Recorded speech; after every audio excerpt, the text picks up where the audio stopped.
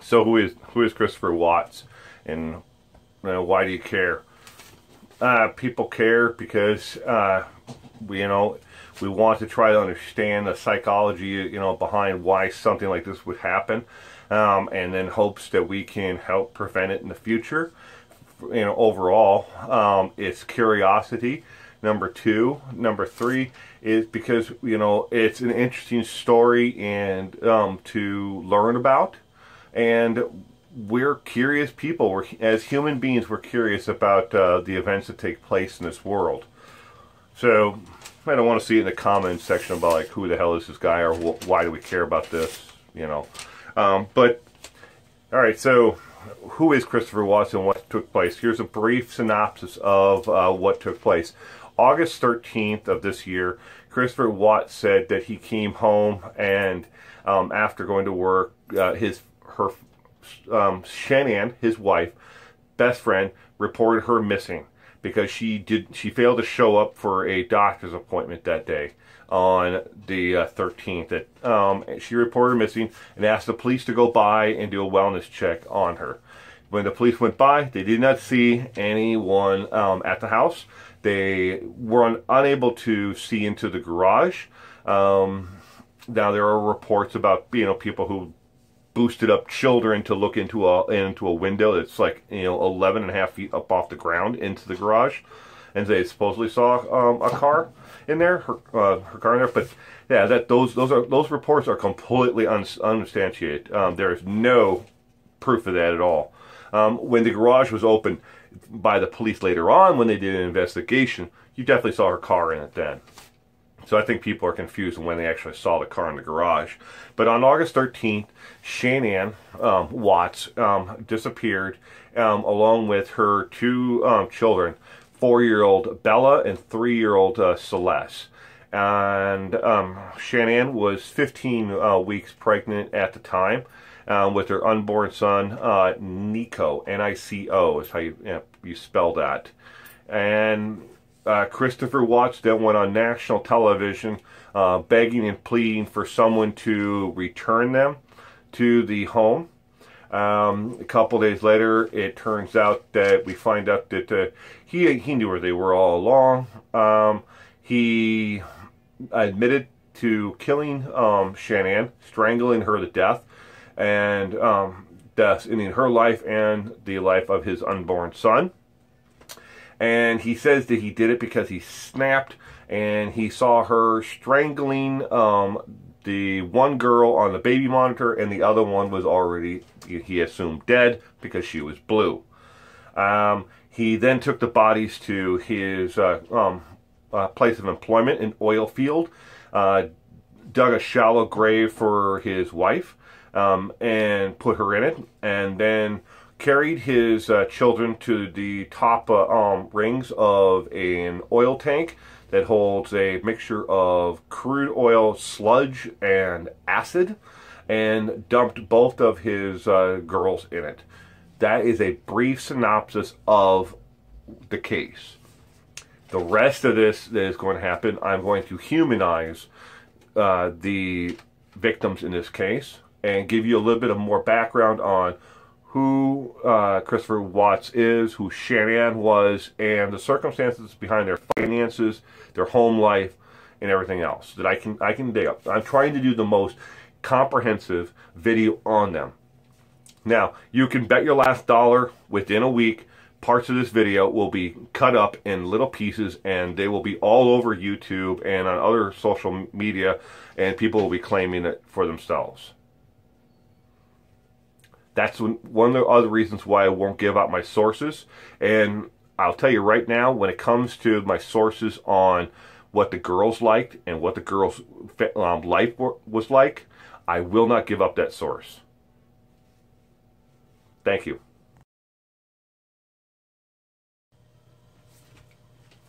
Welcome back. So, this video is intended to be the deepest dive on the Christopher Watts murder case that is out there on YouTube. I'm going to go through every aspect of their lives and the background on each and every person in this family. So let's get cracking today. All right, first, let's talk about the family dynamic. And what did the family like to do in their time together? Well, it may be a surprise to a lot of viewers. They were, a typical middle to upper middle class family. They definitely had some financial troubles, and I will get into that, here as well. What did they like to do? They loved to, as a family, they loved to go to the park, and the children were frequent visitors of the park system. Not only city parks, but nearby national parks with Chris and Shannon. They were all there as a family. It wasn't just like she took them to the park by himself. Now, I understand that her social media showed a lot of just her taking the children places, and that was what she did. I can't, really talk to why she did that, but she did. They took several one-day and overnight vacations to other points of interest within the state of Colorado, Utah, and New Mexico. Even as their financial troubles were piling up, they still took family vacations. They were often seen in town with just Chris, Bella and Celeste, who everybody knew her by Cece as her nickname.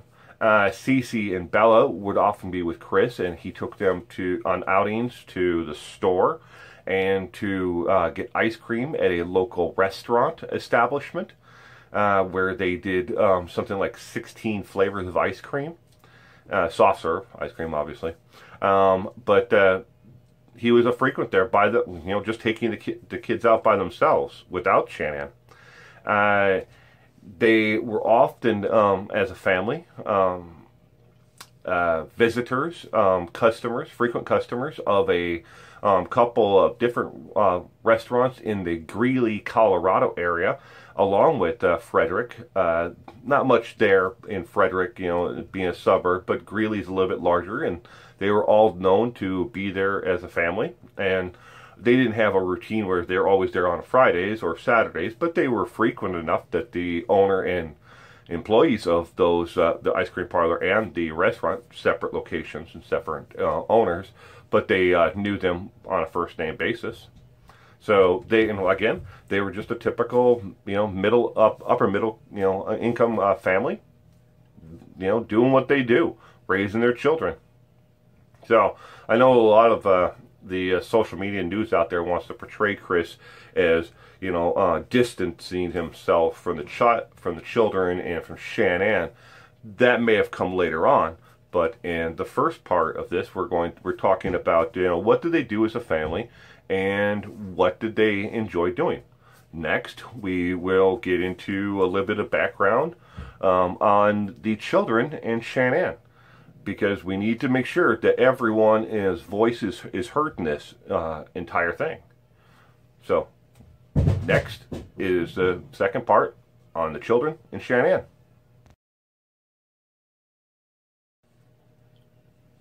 Shannon.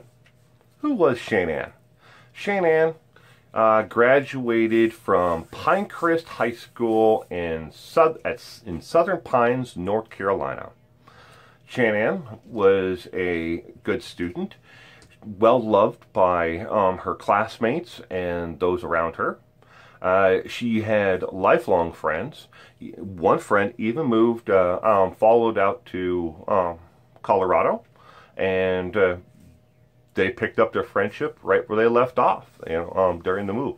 Yeah, after high school, she had moved to Belmont, and they kind of lost distance from each other because, touching with each other because of the distance between Southern Pines and Belmont.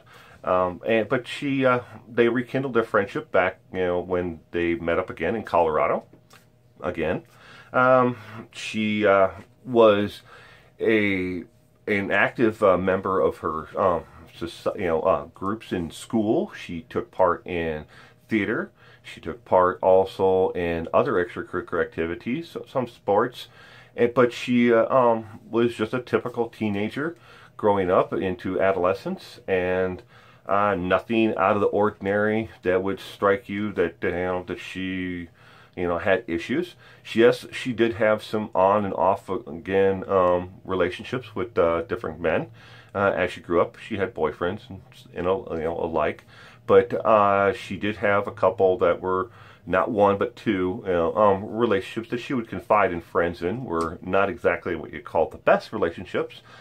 One, boyfriend, she and ended up having to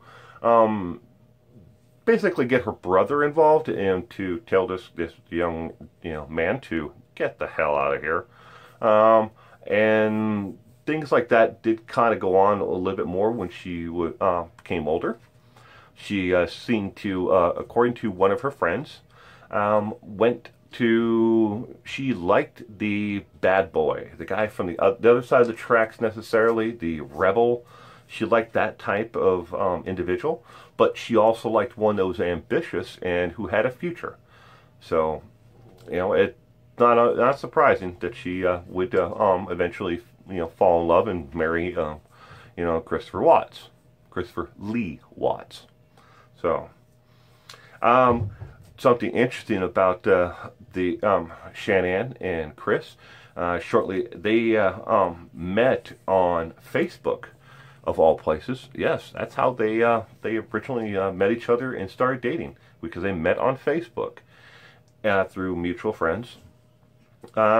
In 2012, they were married, and shortly afterwards, Shanann had bought a home, in 2009, and in 2012, when they married, they decided that they needed to strike on and start their own lives away from family.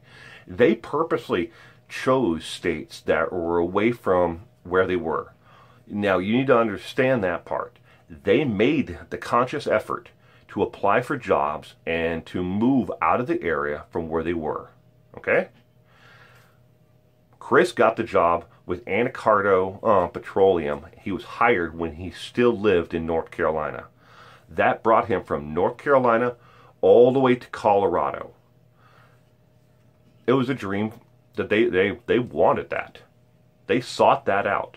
She worked for a children's hospital at the time, and before that she worked for as a secretary, doing secretarial skills and stuff like that. And she had a couple other odd jobs growing up, but nothing that she was going to take serious, to make a career out of. And we all take jobs like that, as we grow.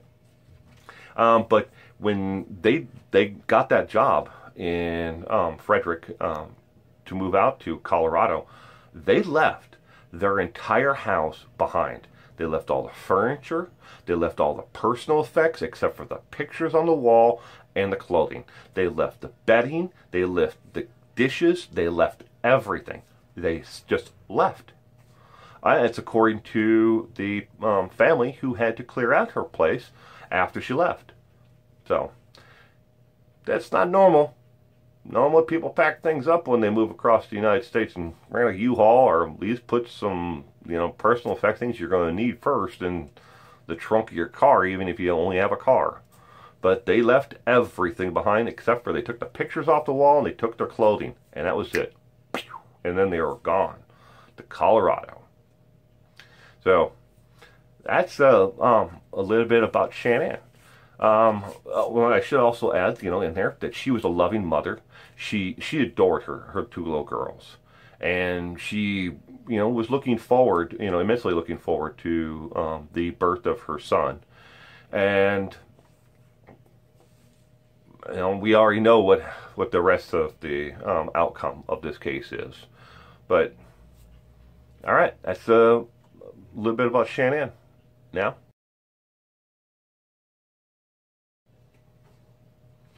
first, let's start off with Bella. Bella was a sweet little 4-year-old girl who enjoyed life, was fun to be around, wasn't what you'd call a hyperactive child. She was a down-to-earth little girl. some people called her Monkey, and other people called her Angel. So she had a couple of different nicknames. Her favorite TV show was a cartoon called Llama Llama. I've never seen it. I'm sure I will, since I have a child about her age. Her favorite food was something that her mom made for her called cheese zombies, or grilled cheese. I guess it's they're closely related. I don't know what a cheese zombie is. Her favorite animal were kitty cats. Her favorite music was the soundtrack to Snow. Snow soundtrack? Don't know that one either, but I'm sure I'm going to find out. Her favorite thing to drink was apple juice. She loved apple juice, and one of the reasons why she got the nickname Monkey was because when she went to a local store with Mom and to visit her mom, went with her mom to visit a couple of her friends, and especially the Atkins and the Thayers, she always wanted apple juice, and she would do a little dance every time she wanted apple juice. Like again, like I said, normal 4-year-old activity there. Her favorite thing about her mom was that she said is that she really enjoyed snuggling with Mom and being close with Mom. Her favorite thing about Dad is she always said that Dad was a superhero and Dad was super strong. Her favorite color was purple. All right. Now, Celeste. Celeste had the nickname, and one nickname only. They called her Cece. Her parents called her that, and so did friends of the family and extended family members. She was 3 years old. Her favorite, she didn't really have a favorite TV series, but she loved the books by Richard Scarry. Can't blame her there. Her favorite music was pretty much anything that her older sister, Bella, was listening to. She liked to listen to it too. She was that many years old. Her favorite food was all forms of pasta. She liked pasta a lot. And that's from her. I got that little tidbit from her mom's Instagram. So you'll know exactly where that one came from. Her favorite animal was the family doggy. She really loved their little dasher hound, the doggy. Her favorite thing about Mom was her kisses and her hugs. She really loved to get a hug and a kiss from Mom, especially in the morning. And she often would jump up with her sister's help onto the parents' bed to get a little extra snuggle in and a kiss in. Again, typical 3-year-old. Her favorite color, though, was not like her sister's. Her favorite color was blue. She loved blue. Her favorite thing about Dad, same thing as Bella. She loved that Daddy was super strong and they called him a superhero. Typical 3 and 4-year-old little kids, little girls. So, unborn son's name was Nico, Nico. So, he never got to enjoy a day out here with the rest of us in society who are good people. But unfortunately, and it's extremely unfortunate. But hey, that's where they're at.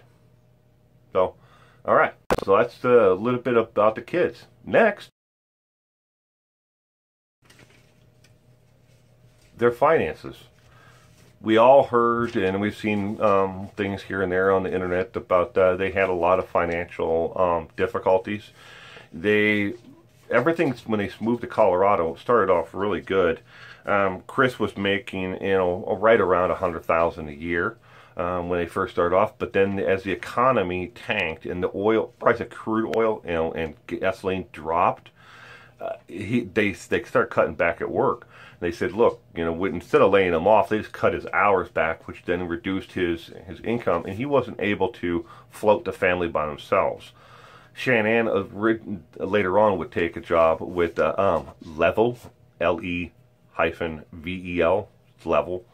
But when they filed Chapter 7, I had to write this down, they were $448,820 in debt, and Chris was making $40,000 a year, down from $100,000.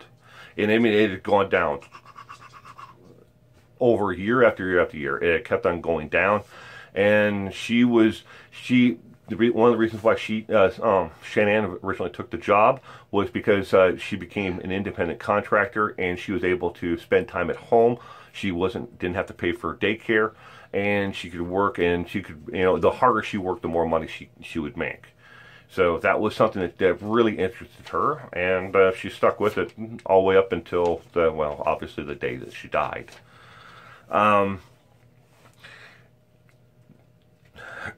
Chris was making, at the time, around $5,400 a month working for Anacardo at the age of 33. Now, along with not only just the house, the car payments, and everything else, Shanann really loved to shop. And in their bankruptcy filings, which you can find online, and I've already looked through, she had a pretty good, and she was the only one on these accounts, okay, mind you, so don't say that it was Chris. She loved to shop at Macy's, and she had I think it was like $13,000 like credit limit at one time, and it was almost maxed out from Macy's. Maybe she was buying a lot of stuff for the home, but she certainly the hell was buying a lot of things at Macy's and buying it on credit. And she was also with several other clothing stores that only catered to women and to children, so she was spending a lot of money on clothes. She had an image to upkeep, and when they originally moved there, money was flowing like crazy, but by the time that they filed for bankruptcy, I mean, they were barely eking by, trying to survive. The homeowners association ended up suing them because they were so far behind on their homeowners association dues, and they said, okay, we don't have any choice, but we have to, protect ourselves here in the homeowners association, and they sued them. Chris actually asked to, and during one of the depositions, he said he wanted to sell their home and move out of the area to something that they could afford. And probably in hindsight, it would have been a great idea. But with Chapter 7, what it did was it gave them time to stop where the bill was, with a lot of things. And a lot of creditors did end up giving up, and saying, okay, we're not going to bother to pursue this anymore. And they wrote off the debt on their taxes. And others, like the homes, the cars, and stuff like that, they were able to catch back up on payments once she got employment and started working, and then they were able to start catching up on the bills. But even as of the day of her death, they were drowning in debt. They couldn't see the top. They called it their home. They owed more on the home, just the home itself, than the home was worth. The value of property in that area had dropped, significantly, to the point where they were almost $100,000 what they call underwater on just the home. So, yeah, there wasn't any quick fix to get out of this one. All right, next we're going to take a look at Christopher Watts. So who was Christopher Lee Watts? Well, he graduated from Pine Forest High School in North Carolina in 2003. He then went on to technical school with a partial scholarship. He was an above average student, and the only problem, he would have been an honor roll student if he would have been able to show his work. By several different teachers within his school, they said Christopher Lee Watts had what they called a photogenic memory. He could see something once and remember exactly, but he couldn't necessarily explain how he knew it. And that's what kept him from getting those straight A's.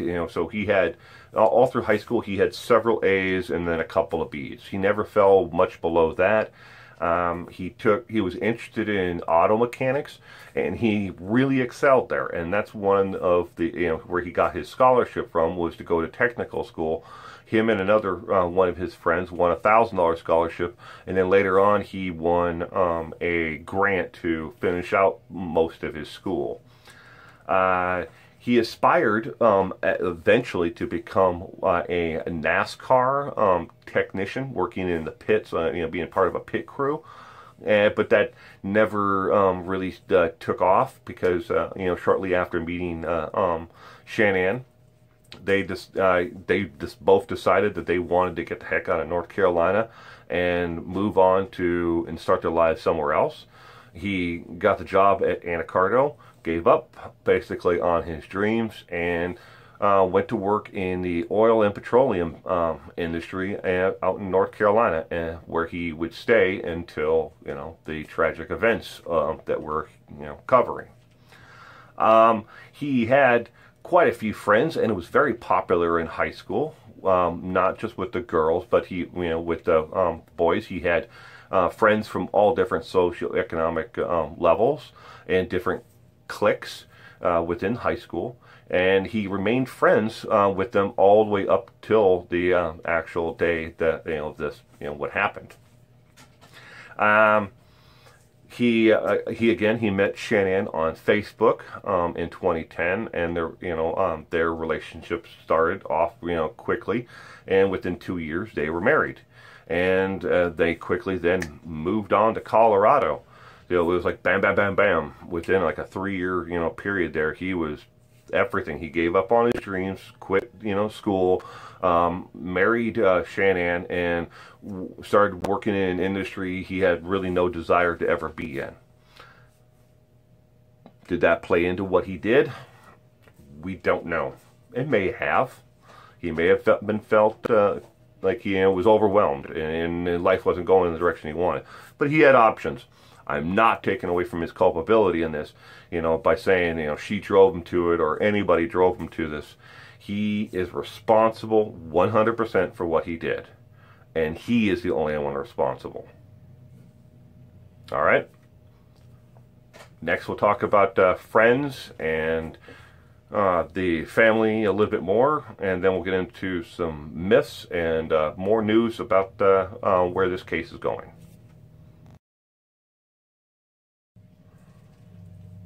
Friends of the Watts. So, among the friends, besides Ashley, Nick, Amanda Thayer, the Samantha and James Connor, Jennifer Mentero, and Nicole Atkins, they had other friends that were and acquaintances as well, but they had more friends on top of that were that have pretty much kept their mouths shut because they don't want to be dragged into this. And also at this point now, a lot of those who may be called later on to testify in this case have been told by the DA and the defense not to speak with the media or people like me who want to do research on this.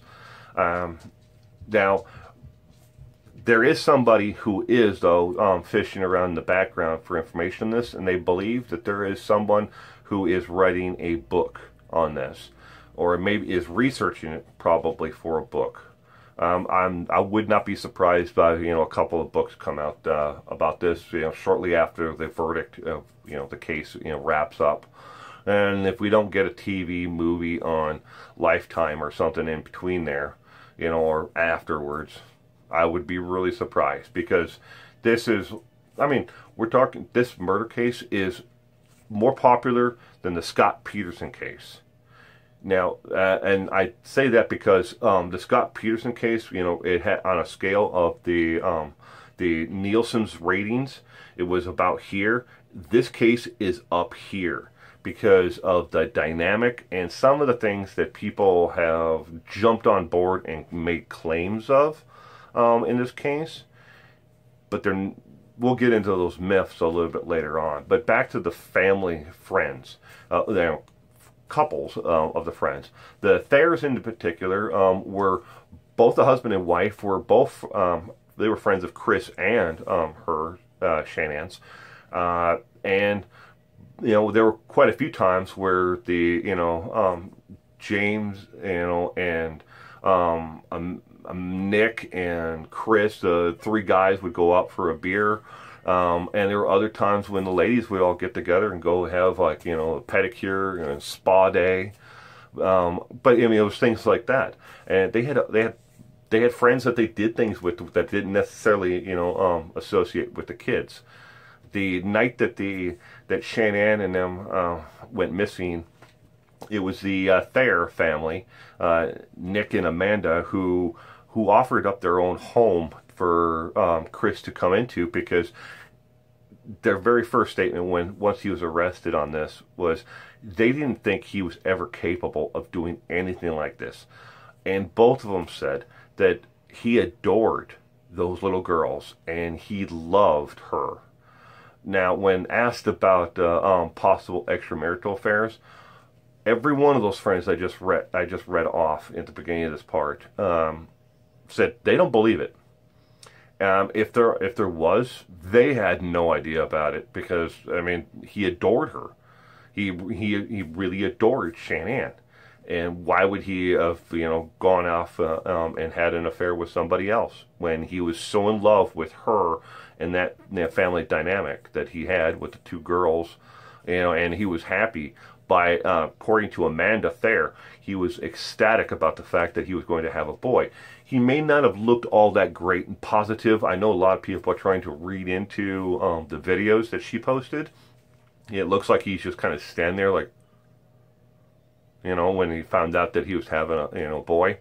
But that was just the way he was. He apparently, according to Jennifer and Nicole Atkins and Amanda Thayer, the three of them, they said that he didn't outwardly express shock and awe or happiness normally. Now, it doesn't make him a sociopath and it doesn't make him a psychopath. Please, before you put that in the comment section again, please, people, go look up the definitions of both of those. He does not meet either one. If he's close to either one of the two, he's closer to psychopath than sociopath. But he doesn't meet the definition of either one. All right, so that's about the family, friends, a little bit. Now, with all of them, they also all went to do things as a family, and these people and their the Wattses, they all took their families to outings, picnics in the park, volleyball, playground, go, just do things like that. They also enjoyed going on outings like to plays and to theater groups and to school groups, and through the preschool program, that a couple of the older children of their friends had. So again, typical American family with no outwardly signs that to even their friends that anything wrong like this was going to happen.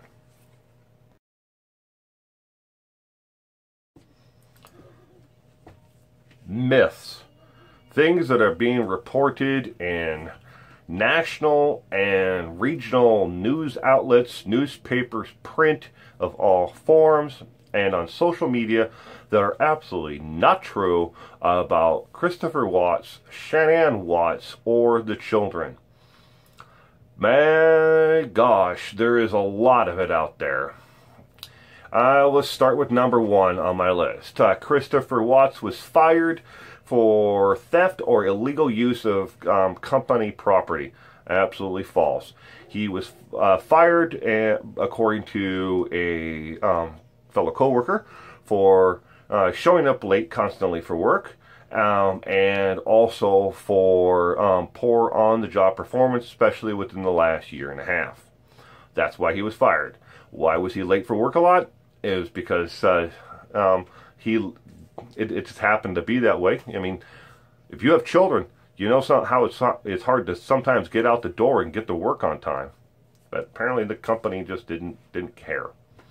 That and his on-the-job performance wasn't exactly what they were hoping for. Next one. Autopsy results have been leaked to Radar Online. Wow, if you're looking at Radar Online as a news, try to glean any kind of useful information. Radar Online is a gossip magazine, and I wouldn't even really call it a gossip magazine, except for that's what they call themselves. But a lot of stuff on there is just absolutely true and untrue. Well, you can believe the story about the alien abduction that is currently running at the top of the page, but the Christopher Watts parts that are down below, I wouldn't necessarily believe those. Remember, the little green aliens. There's a reason why this happened in Colorado. It was because of aliens. As reported on Radar Online, October 8th. Okay? Next falsehood. The police photographer who took pictures of at the discovery scene of Shanann and the children is linked to several cases of missing children. No.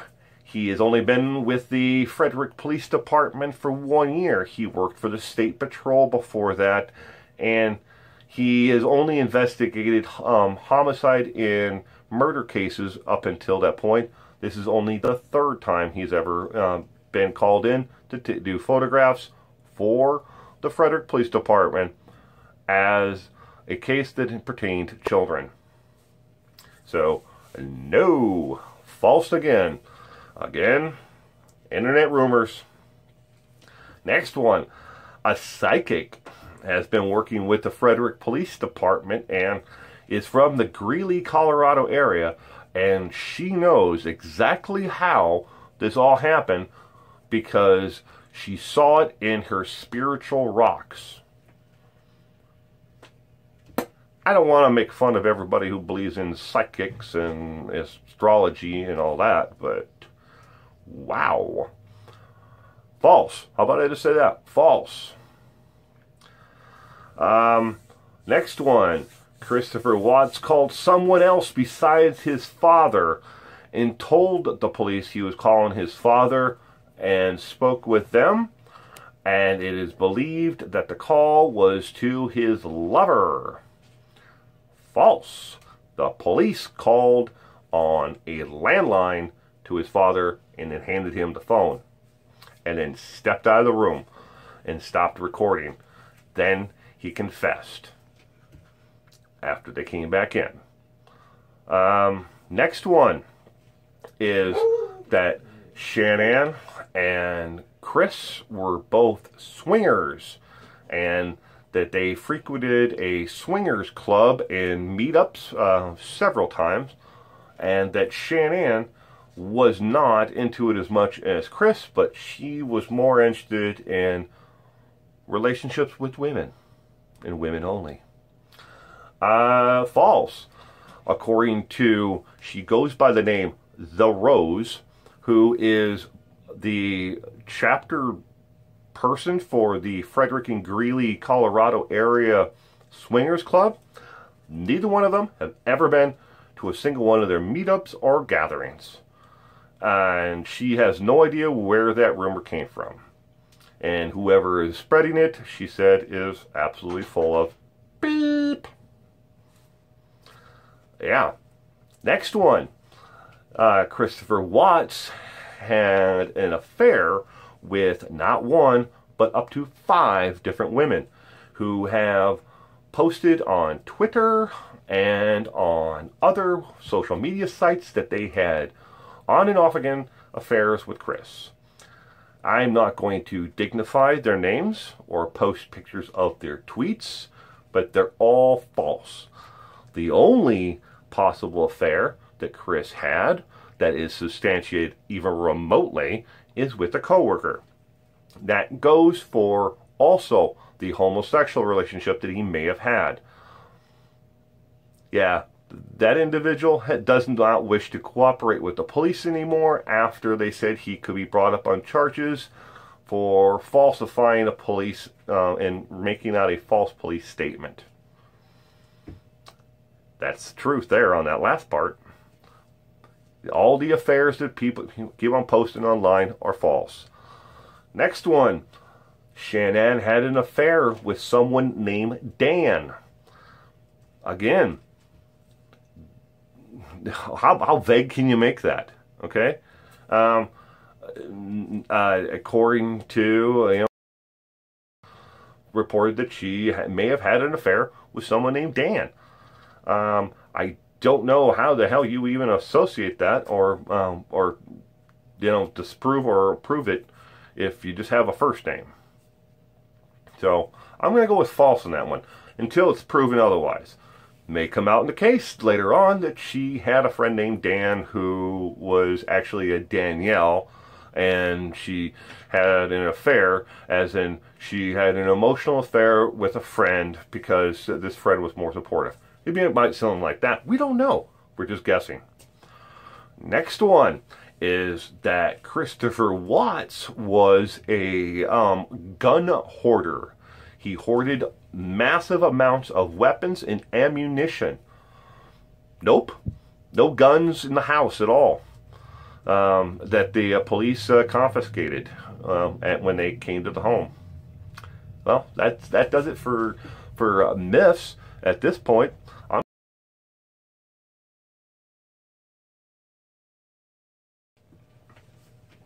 What did Shanann like to do in her time off when she didn't necessarily have the girls with her?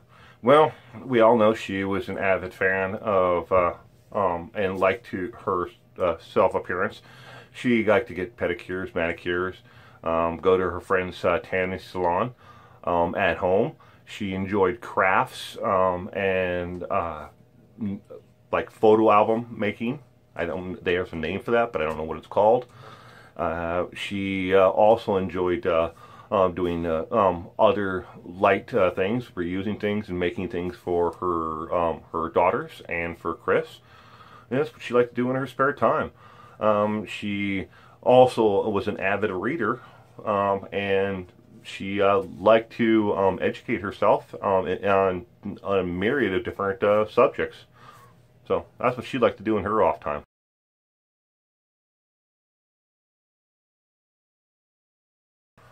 What did Chris like to do in his off time when he didn't have the wife and the kids? And don't say adultery. Adultery wasn't his thing that he liked to do in his off time. I'm talking about hobbies. Hobby-wise, he liked to watch baseball. He was an avid football fan. He was a Steelers fan, Pittsburgh Steelers, and from the National Football League. He also enjoyed NASCAR, and he enjoyed Motorhead discussions, and was a member of a couple of different ones online. He didn't speak to anybody individually, but he loved to read the forums, apparently, and occasionally he would comment on forums in that regard.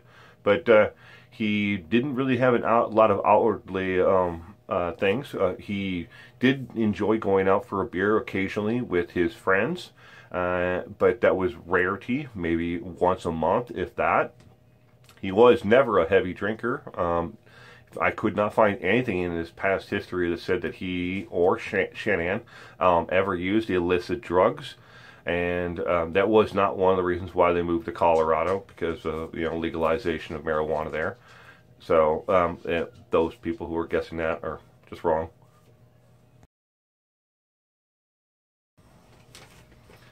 Alright, this is the last part, and then I'm going to play you a slideshow of all, not all, but some of the paperwork that, and PDFs that I've actually been reading through in the last week on this case. And then I'm going to put together a little slideshow at the end of the girls and mom. And warning right now, it has music in this slideshow. Okay? It's only about 5.5 minutes, but you don't have to watch it. So after the PDF thing comes up, you can turn it off. But, it's at a low volume. I didn't crank the volume on the music. It's a nice soothing, you know, music. Okay, so there's music. Just warning. Seems to be a problem with a lot of people on my comment section. All right. Last little part, the DNA. I will try to post a picture of the DNA request in the affidavit that was submitted and signed by the judge. Christopher Watts has submitted to a full DNA testing, fingerprints, handprints, palm prints, footprints, and the traces of hair. In court, he actually spoke out when he wasn't supposed to, against his attorney's wishes, that he wanted the bodies all tested for DNA. He said, "Test the bodies for Shannon's DNA," is what exactly he said. So maybe he thinks there's exonerating evidence of it. Now, one of the other interesting stories out there is that maybe the girls were dead before she came home that night. Yeah, that'd be great and everything, but she never actually made any calls or anything else to report that, oh, my daughters are dead, you know. And then if he killed her right away, that would be something that you'd think as a parent you'd recognize. I mean, I know for myself, I go out of town, I come home, the first thing I do is I check on my children. Even though I know they're home with the wife, I check them anyways, because that's what we do. We're parents. We want to see them. Even if it's just crack the door open just a little bit to the bedroom and look at them. You know, because they're here in our hearts, even when we're not there. Just like Shannon and, you know, the two little girls. They were here in her heart. One more part. Let's see here. The home that Shannon and Chris shared has been completely cleaned out. The parents of Shannon came with a trailer, and they moved all what was left of the personal effects out of the home, removing a bed and a couple other things that apparently they felt that they needed to take. They were also removed toys and other items that were more dear to little girls.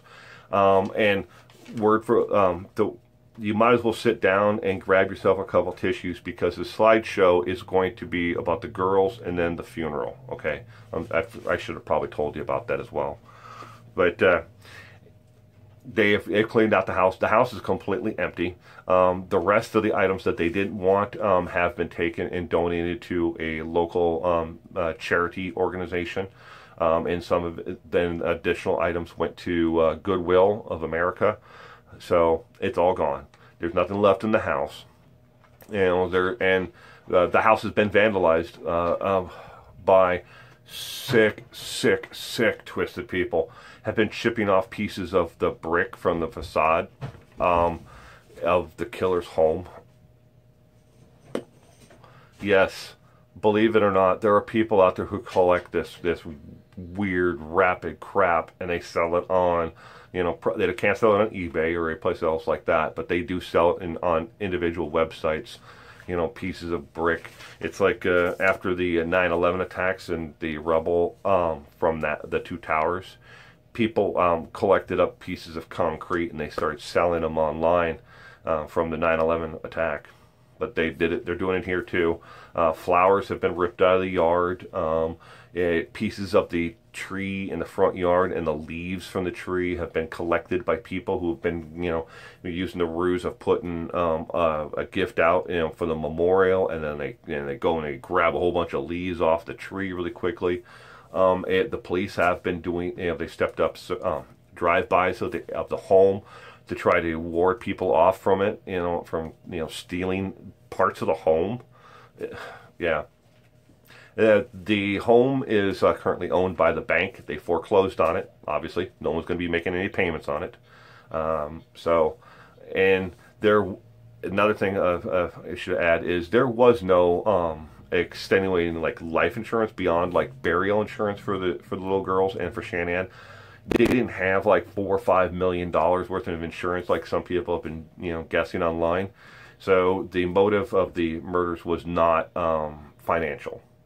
Okay, so that's going to be it for this video. I hope I covered everything that you wanted in one video. All right, Now, if you have a suggestion for anything else to be covered in the next Christopher Watts video that I'm going to do, please let me know by putting in the comments until after his next court date.